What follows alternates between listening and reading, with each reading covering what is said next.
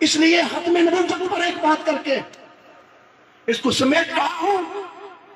बीबी आमिना फरमाती है, मुस्तफा का नूर मेरे बदन से निकला, मैंने मुस्तफा के चेहरे के नूर की चमक से मक्के बैठ के शाम के महल चमकते देखे।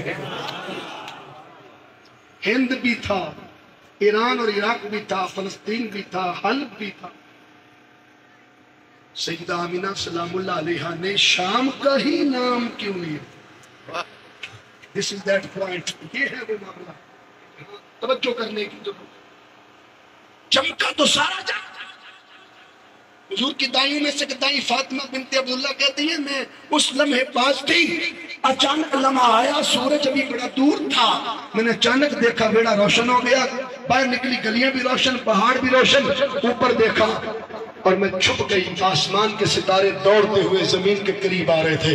रब ने कहा, सितारों कुमकुमे बनकर जमीन को चमका दो, महबूब आ रहा। जिन दरख्तों का कभी फल नहीं लगा, इमाम नबहानी कहते फलों से लद गए।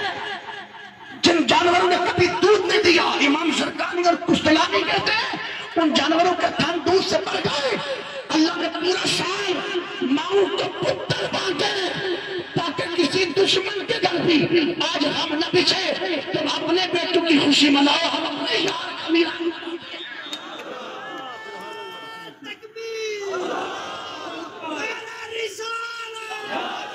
फरमाती है कि मुल्क शाम देखा, जुमा है इसलिए वक्त को बचा रहा हूं। मुल्क शाम देखा, स्पेसिफिक नाम शाम का क्यों लिया? ये तवज्जो तलबा, इसलिए कि 80,000 नबी सिर्फ शाम में आए थे। सुभान अल्लाह। और आज भी सबसे बड़ा अंबिया अलैहिस्सलाम का कब्रिस्तान कहाँ है?